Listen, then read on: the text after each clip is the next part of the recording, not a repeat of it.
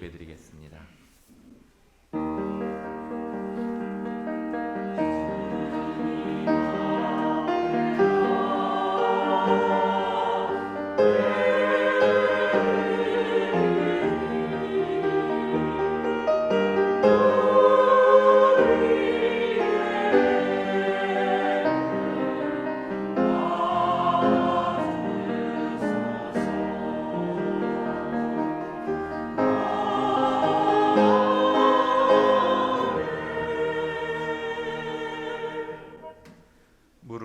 그리스도 예수와 합하여 세례를 받은 우리는 그의 죽으심과 합하여 세례를 받은 줄을 알지 못하느냐?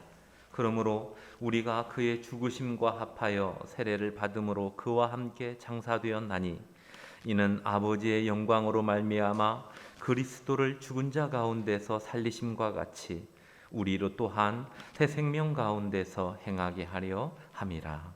아멘. 하나님 아버지, 죄로 죽었던 저희를 구속하기 위하여 독생자 예수 그리스도를 이 땅에 보내주시고 예수 그리스도의 십자가의 죽으심으로 말미암아 우리를 죄에서 건져주셨으니 참으로 감사드립니다. 예수 그리스도와 합하여 세례를 받은 우리들이 이 시간 주 앞에 감사함으로 예배드리오니 우리의 예배를 기뻐 받아주시고 우리 각 사람에게 하나님의 충만한 은혜와 사랑을 부어 주옵소서. 예수님의 이름으로 기도드리옵나이다. 아멘.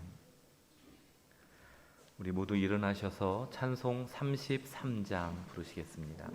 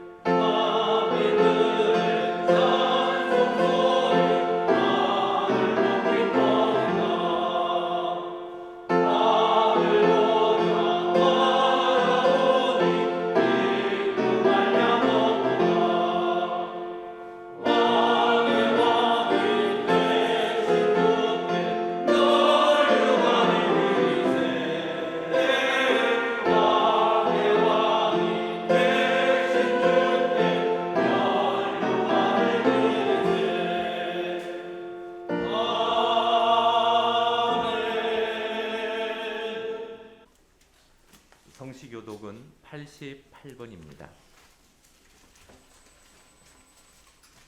88번 세례 1번입니다.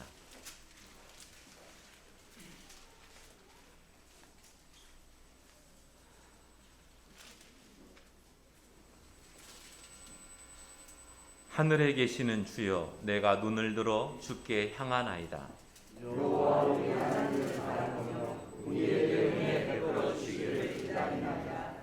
우리가 아직 죄인 되었을 때에 그리스도께서 우리를 위하여 죽으심으로 하나님께서 우리에 대한 자기의 사랑을 확증하셨느니라. 그러면 이제 우리가 그의 피로 말미암아 의롭다 하심을 받았으니 또 그로 말미암아 진노하심에서 구원을 받을 것이니 이는 아버지의 영광으로 말미암아 그리스도를 죽은 자 가운데서 살리심과 같이 우리로 또한 새 생명 가운데서 행하려 하려 함이라.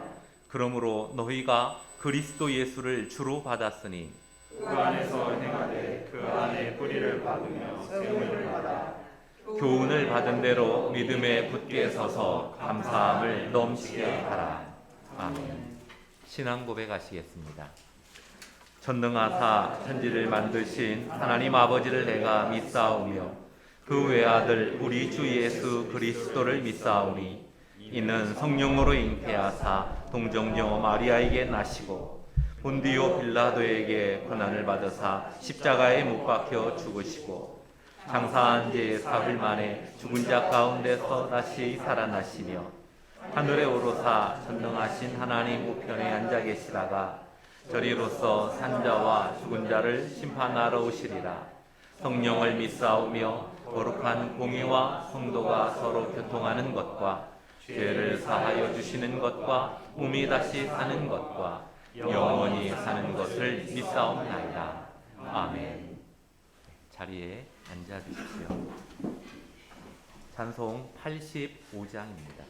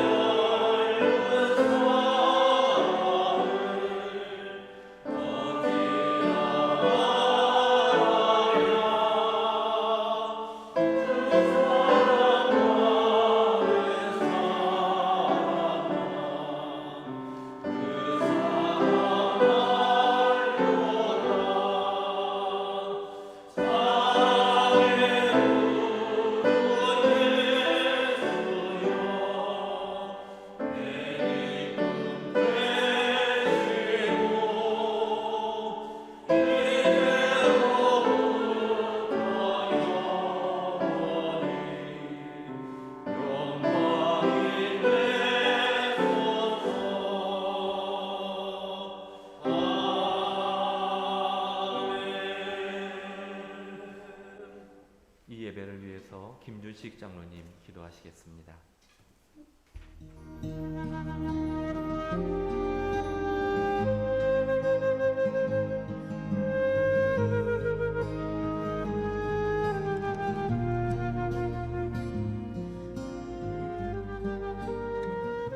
내가 너를 내 손바닥에 새겼고 너의 성벽이 항상 내 앞에 있나니 참으로 수많은 사람 중에서 저희를 택하시고 우리를 위하여 독생자 예수를 아낌없이 내어주신 하나님 앞에 영광과 찬송과 감사의 기도를 드립니다.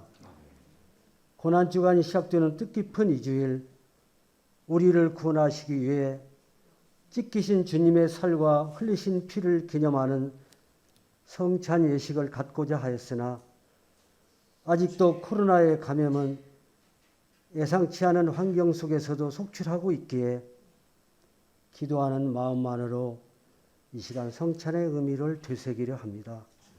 하나님, 비록 평소와 같은 성찬식은 우리가 행할지 못할지라도 이곳에 성령님께서 임재해 주셔서 우리 각 사람의 심령에 큰 은혜가 임하게 하옵소서. 하나님, 고난 주간을 앞두고 우리의 잘못된 믿음 생활을 고백합니다. 호산나 호산나 다윗의 자손이여 외치며 주님을 찬양하던 무리들이 결국 십자가에 못 박는 배반자들이 되었음을 우리는 익히 알고 있습니다. 하오나 오늘날 저희들의 생활 모습은 어떤지요? 주님을 믿는다 하면서도 믿는 자라 당당히 말 못하고 행동 또한 믿지 않는 자와 크게 다를 바 없는 행동을 하는 지금의 저희들의 모습을 볼 때 예수님을 못 받게 부인한 무리들과 크게 다르지 않음을 이 시간 고백하오니 하나님 우리의 이중적인 믿음 생활을 용서하여 주옵소서. 이제 내일부터 보내게 될 고난 주간을 헛되이 보내지 않게 하옵소서. 십자가에 달리시기까지 예수님께서 겪으신 온갖 수치와 고난을 상기하며 그 수치와 고난, 십자가의 죽으심으로 우리가 하나님 앞에 나갈 길을 열어놓으심을 감격하며 이번 한 주간만큼이라도 주님의 고난받으심에 동참하는 마음으로 절제된 언행과 말씀을 묵상하며 주님의 그 위대하신 십자가의 사랑 앞에 감격하는 한 주간을 지내게 하옵소서. 목사님을 위해 기도드립니다. 제단을 이끌고 가시는 목사님 건강을 지켜 주옵소서. 성도 수는 적지만 이런저런 이유로 정신적 피로감에 몰릴 때가 많이 있사오니 그때마다 힘 주시고 능히 헤쳐나갈 수 있도록 붙들어 주옵소서. 이 시간 말씀 전하실 때 성령의 능력으로 붙들어 주시고 말씀 듣는 저희들은 우리를 먼저 택하시고 십자가에 죽기까지 우리를 사랑하신 예수님의 사랑을 다시 한번 깨닫는 은혜의 시간이 되게 하여 주옵소서.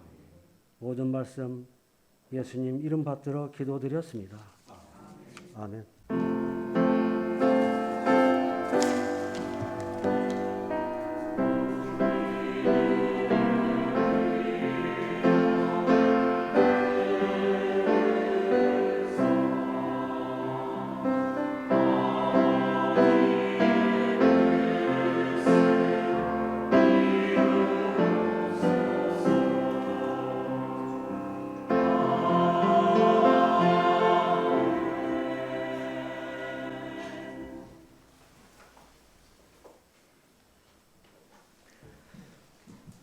하나님의 말씀은 누가복음 22장입니다.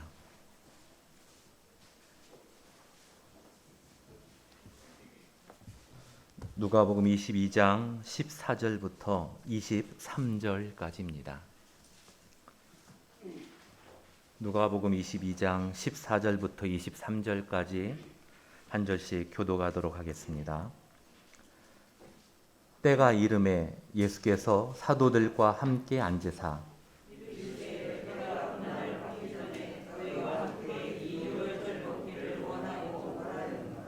내가 너희에게 이르노니 이 유월절이 하나님의 나라에서 이루기까지 다시 먹지 아니하리라 하시고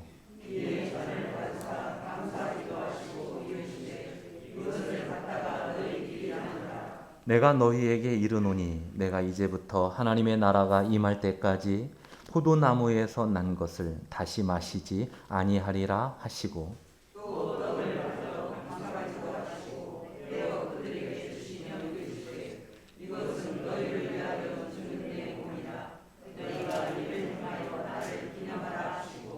저녁 먹은 후에 잔도 그와 같이 하여 이르시되 이 잔은 내 피로 세우는 새 언약이니 곧 너희를 위하여 붓는 것이라.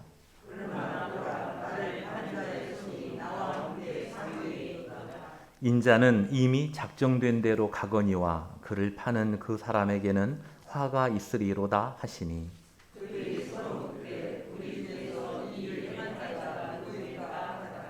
아멘. 이제 세례식을 거행하도록 하겠습니다. 세례는 그리스도께서 세우신 예식으로 성도가 믿음으로 의롭다 하심을 얻는다는 증거입니다. 그리스도께서 온 세상의 모든 백성, 남녀노소를 불문하고 세례를 받으라 명하셨고, 주의 말씀을 직접 받았던 사도들이 어린아이에게도 세례를 베풀었습니다. 그러므로 하나님의 은혜의 약속을 받은 부모는 믿음으로 이 아이에게 세례를 받게 하고 말씀과 기도로 양육하여 하나님의 은혜 안에서 성장하게 하는 이 모습이 바람직합니다. 이제 아이의 이름을 부르면 우리 부모는 아이와 함께 앞으로 나와 주시기 바랍니다. 이호담. 이제 서약하도록 하겠습니다. 이렇게 오른손을 이렇게 들어주십시오. 김가은 성도께서는 오른손을 들고 질문에 예로 답변해 주시면 됩니다. 김가은 성도는 이 아이가 하나님의 자녀임을 믿습니까? 하나님께서 김가은 성도를 신뢰하여 이 아이의 양육을 맡기신 사실을 믿습니까? 하나님으로부터 이 아이의 양육을 위탁받은 자로서 하나님의 뜻대로 이 아이를 양육하겠습니까? 이 아이를 위해 기도하고 이 아이에게 어렸을 때부터 성경을 가르치며 주님의 교양과 훈계로 양육할 것을 약속하십니까? 이 아이를 주일학교에 부지런히 보내어 기독교의 교리를 배우고 교회 생활에 익숙하게 하여 신앙적인 환경에서 자라도록 적극적으로 도와줄 것을 약속하십니까? 이 아이가 어렸을 때부터 예수 그리스도를 생명의 구주로 영접하는데 필요한 지식을 가르치며 위하여 기도하시겠습니까? 이 아이가 자라서 자신의 자유의지로 신앙을 고백하고 입교인이 될 때까지 친히 경건의 본을 아이에게 보이며 주의 말씀과 교훈 안에서 자라게 할 것을 서약하십니까? 예.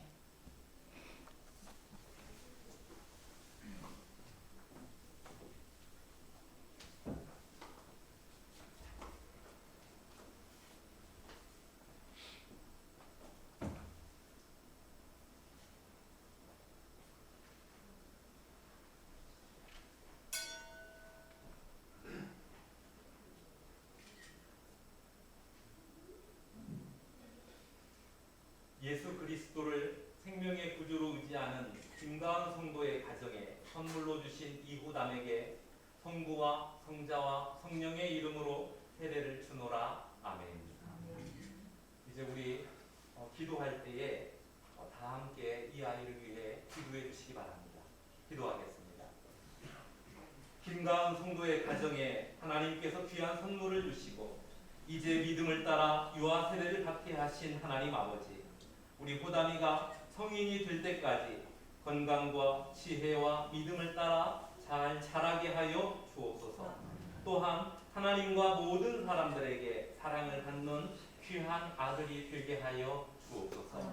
예수님의 이름으로 기도드리옵나이다. 아멘.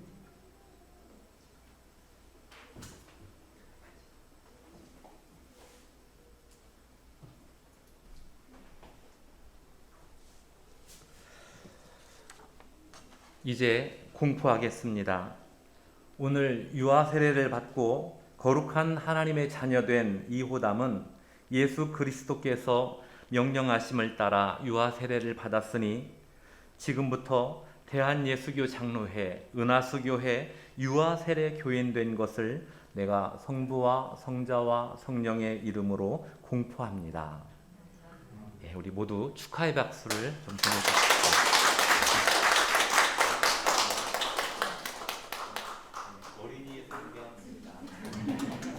호담이 눈을 보니까 한 올 연말쯤 되면 한글을 깨우칠 것 같습니다. 부지런히 읽히십시오. 예, 이제 자리로 들어가시면 되겠습니다. 네. 이어서 우리 찬양대에 찬양이 있겠습니다.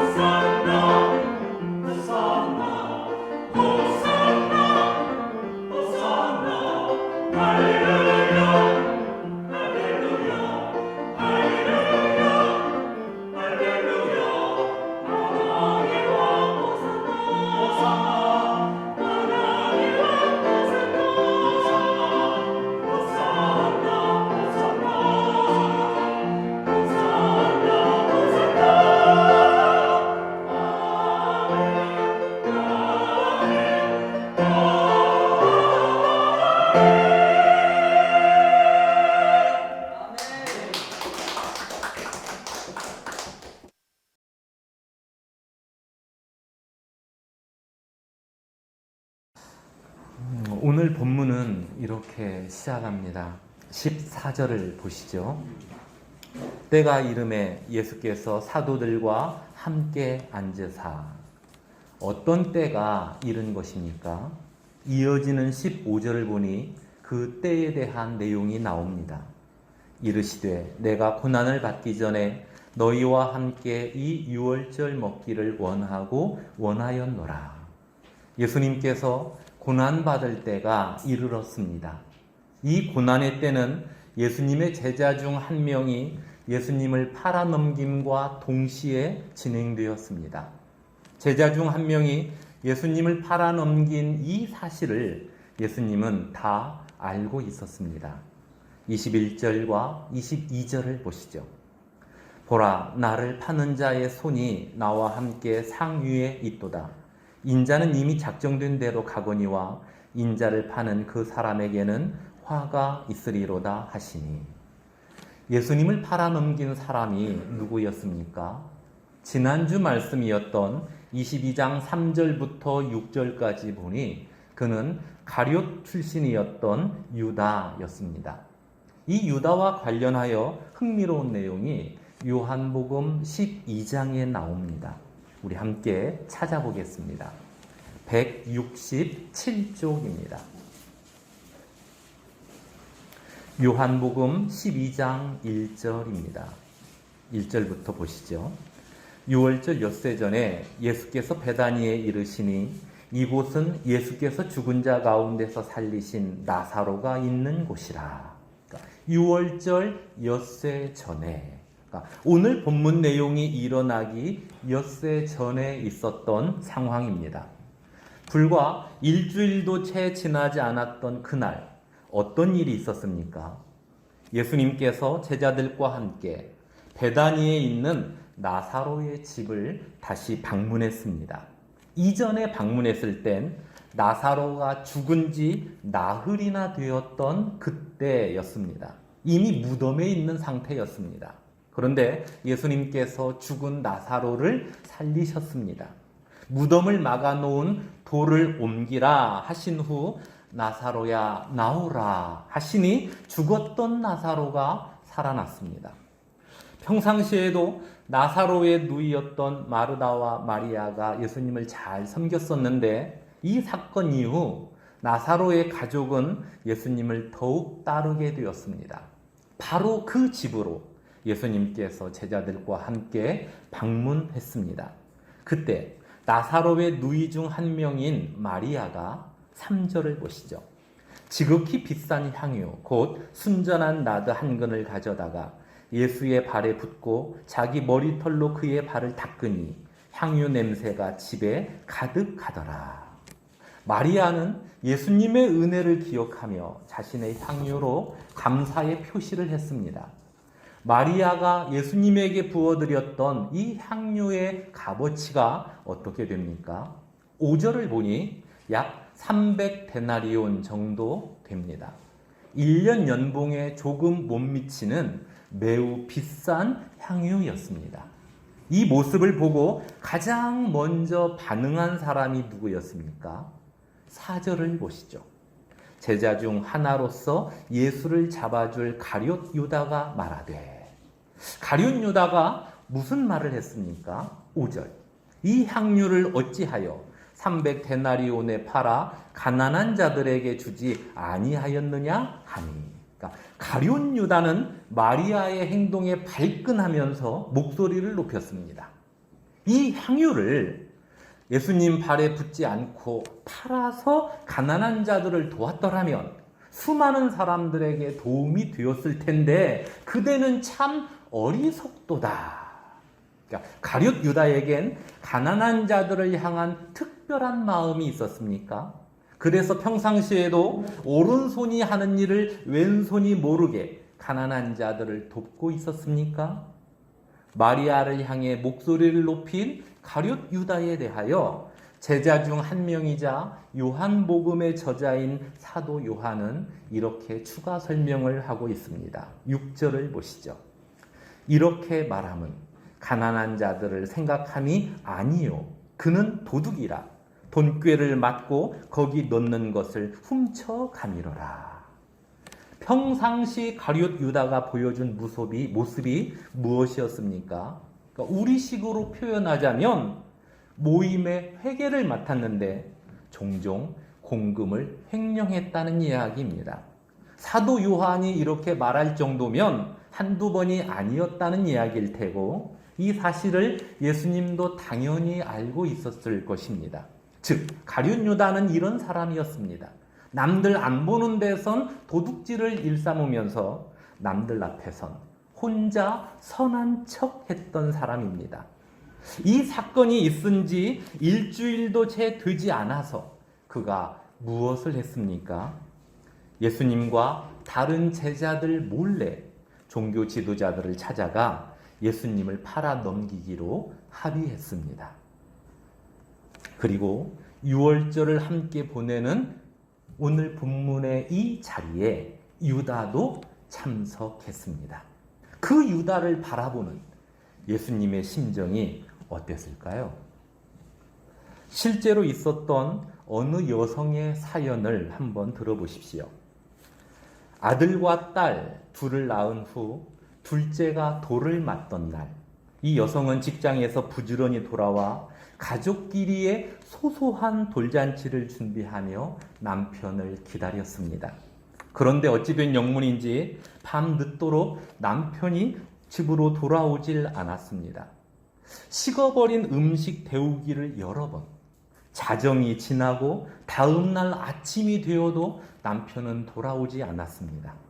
다음 날에도 연락이 없어서 남편 직장에 연락을 했더니 장기 출장을 갔다는 답변이 돌아왔습니다. 아니, 아내에게 아무 말도 없이 장기 출장을 가다니요. 아마 피치 못할 사정이 있었을 거야. 이 마음으로 기다리길 어느덧 한 달이 지나갔습니다. 그래서 다시 남편 직장에 연락을 했더니 사표를 냈다는 황당한 사실을 전해주었습니다. 혹시나 하는 생각도 들었지만 아니야, 다른 사람은 몰라도 내 남편이 그럴 리가 없어. 이렇게 예쁜 두 아이를 두고 이 마음으로 다시 남편을 기다렸습니다. 그렇게 20년 가까이 흘렀지만 남편이 언제 집에 돌아올지 모른다는 생각에 이사도 안 가고 그 자리에서 꽃집을 운영하며 살았습니다.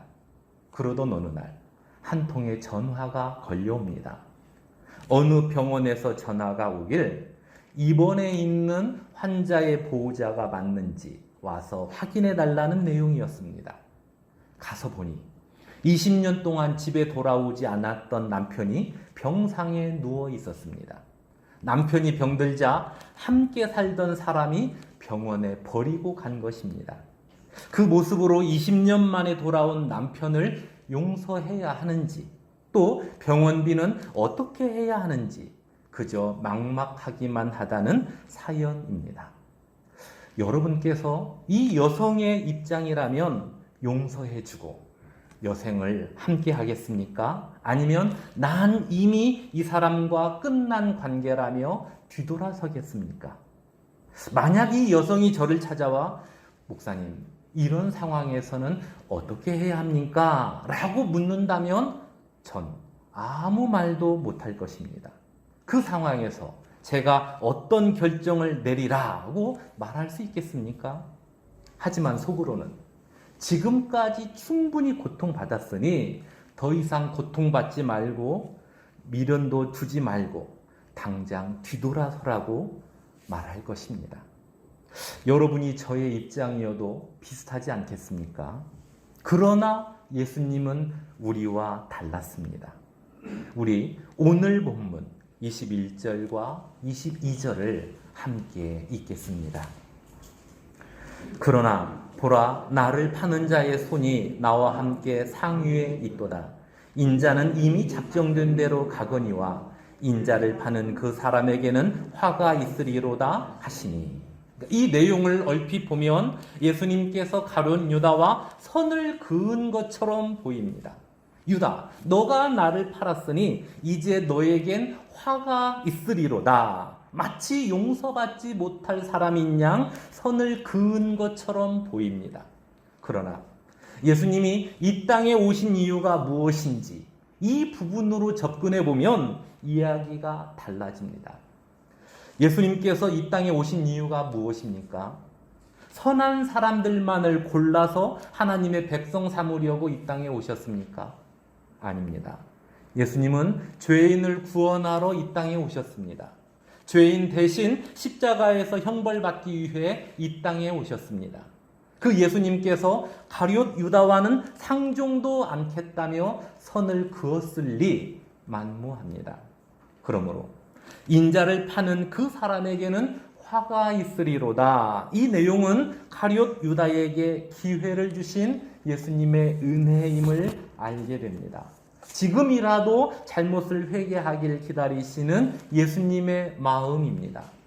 예수님이 죄인을 구원하기 위해 이 땅에 오셨고 또 자발적으로 십자가를 지셨다는 점을 생각해 보면 유다를 향한 예수님의 마음이 어떠했는지 충분히 알 수 있습니다. 가룟 유다가 이때로부터 몇 시간 지난 후에 예수님이 계신 곳으로 군병들과 사람들을 데리고 와서 예수님을 잡아가긴 하는데 예수님이 십자가를 피해 다니는 상황에서 유다가 군병들을 데리고 왔습니까? 아닙니다. 종교 지도자들은 유월절이 끝난 후 예수님을 잡아 죽이려 했으나 예수님이 자발적으로 유월절 기간에 십자가를 지시려고 상황을 만들어 가셨습니다. 이로 볼 때 분명 예수님은 유다가 돌이키길 원하는 그 마음을 가지고 계셨습니다. 설령 예수님을 배반했어도 그 잘못을 뉘우치고 무릎을 꿇으면 용서해 주십니다. 다음 주 본문인 33절을 잠깐 보시죠. 베드로가 말하되 주여 내가 주와 함께 오게도 죽는 데에도 가기를 각오하였나이다. 예수님을 생각하는 베드로의 마음이 평범하지 않습니다.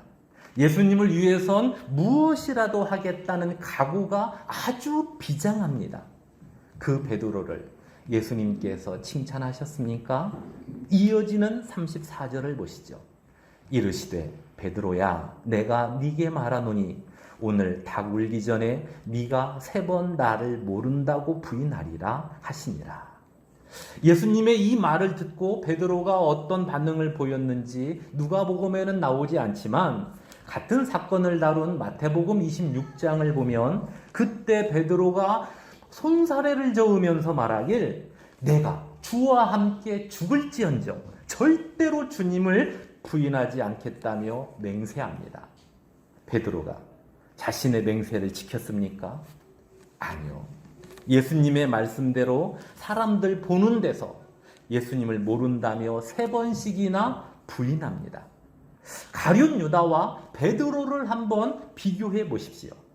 예수님은 십자가를 피해 도망 다니는 상황이 아니었습니다. 그날 십자가를 지시려고 마음의 준비를 마쳤습니다.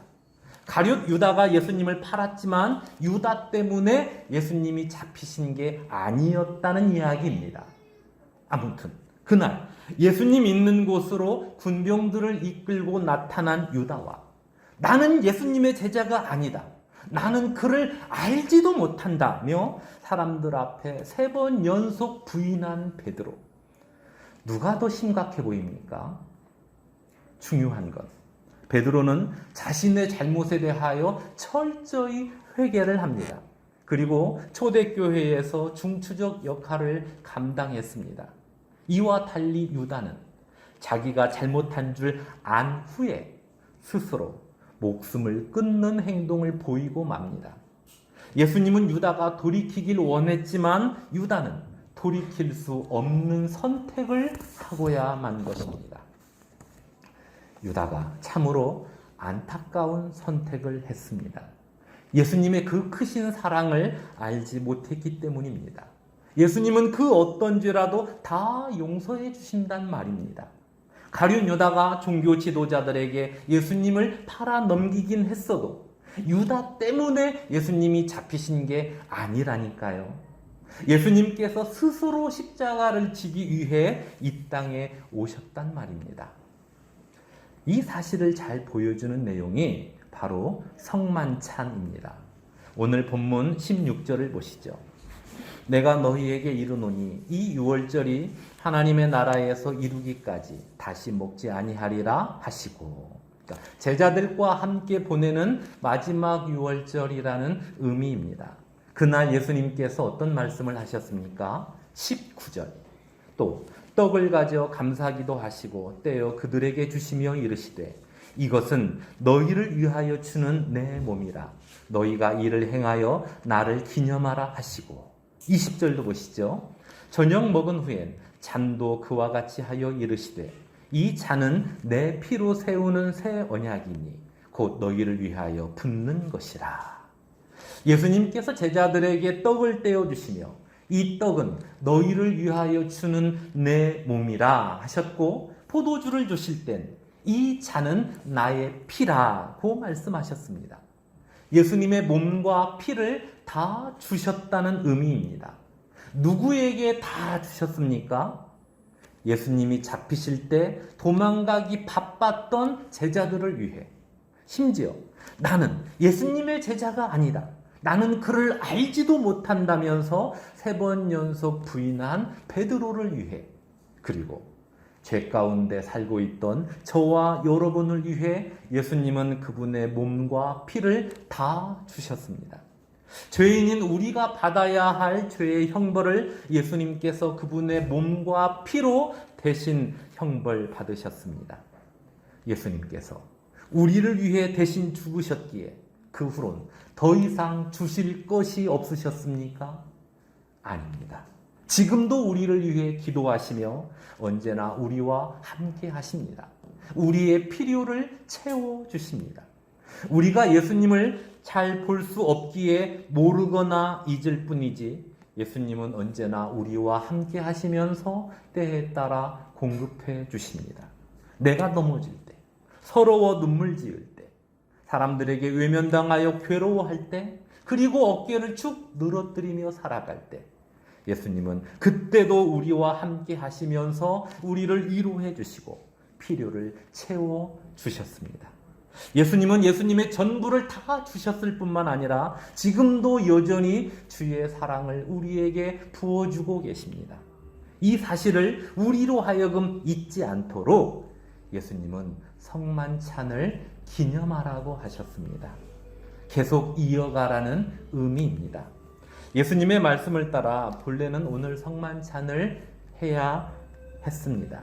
하지만 코로나19라는 이례적인 상황으로 인해 성만찬을 하지 못했습니다.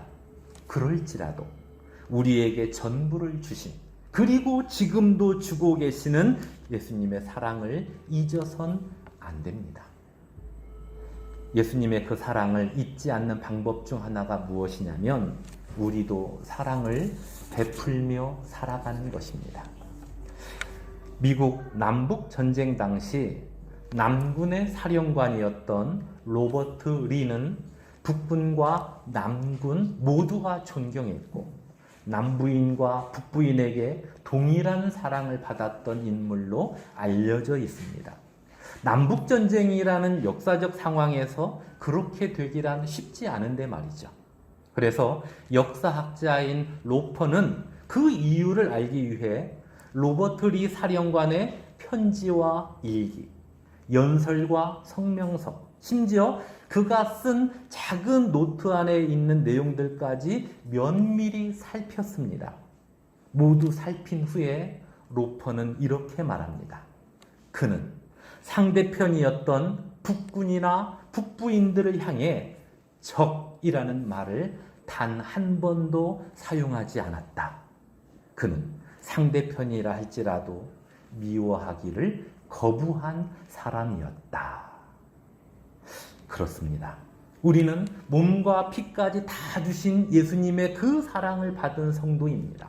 지금도 예수님의 사랑을 받고 있습니다. 그러므로 이제 우리도 누군가를 미워하길 거부해야 합니다. 아니, 단지 미워하지 않는 정도가 아니라 사랑을 베풀며 살아가야 합니다. 나에게 잘 대해주는 사람에겐 물론이요, 선을 그은 채 거리를 두고 살아갔던 사람까지도 품어주었으면 좋겠습니다. 그런 의미에서 이 한 주간은 그동안 거리를 두고 살았던 누군가 있었다면 그에게 마음을 열면 어떻겠습니까?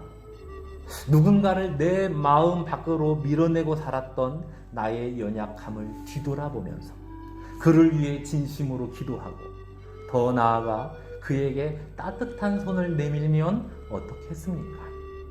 손을 내미는 것도 어렵지만 내민 손을 잡아주는 건 더 어렵다는 말이 있습니다.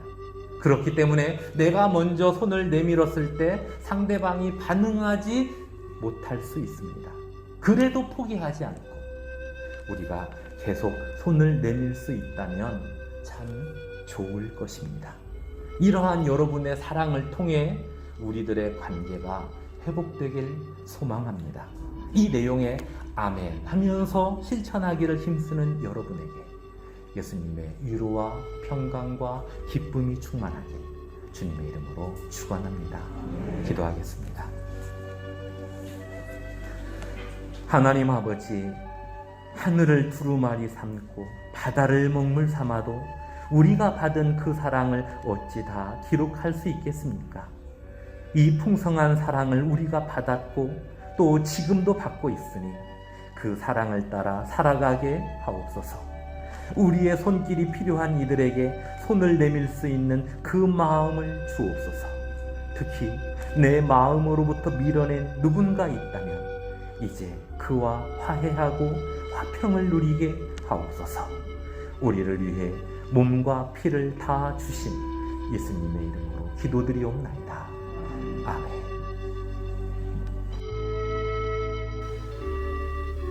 이 시간에는 우리 주동환 집사님 우리 찬양 있겠습니다.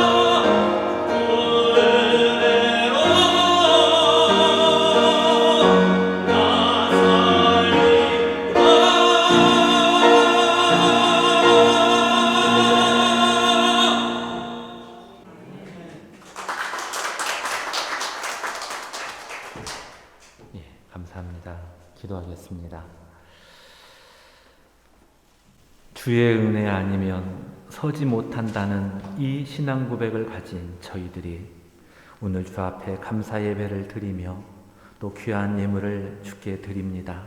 하나님 기뻐 받아주시고 우리 각 가정을 기억하여 주시사 물질에 부족함이 있는 가정들은 주께서 부어주시고 육신의 연약함을 가진 가정에게는 건강함으로 채워주시고 또 마음에 불안함이 있는 가정에겐 주의 평강으로 충만케 하여 주옵소서.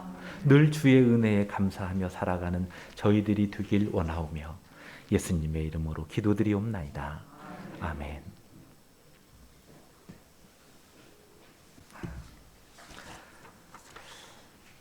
교회 소식 전해드리겠습니다.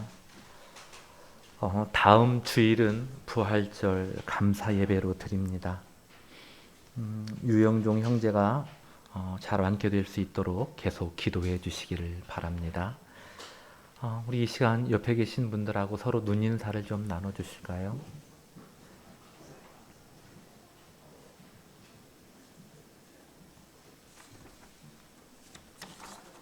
예.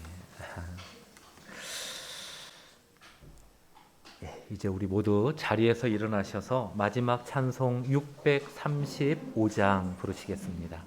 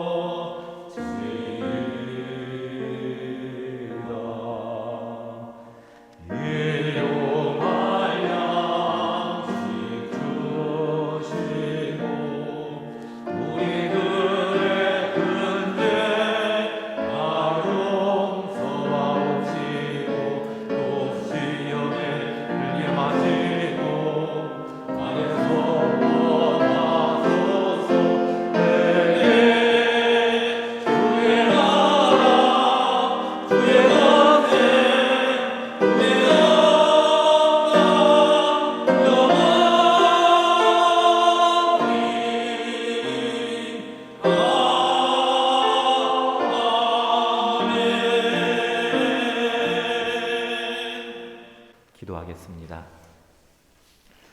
이제는 우리 주 예수 그리스도의 은혜와 아버지 하나님의 크신 사랑과 성령의 교통하심이 오늘 말씀을 통해 주의 그 사랑을 다시 한번 마음에 새기면서 삶을 살아갈 때 사랑으로 살아가기를 소망하고 기도하며 내려가는 우리 주의 모든 성도들 머리 위에와 그 가정 위에 이제로부터 영원까지 함께 있을지어다. 아멘.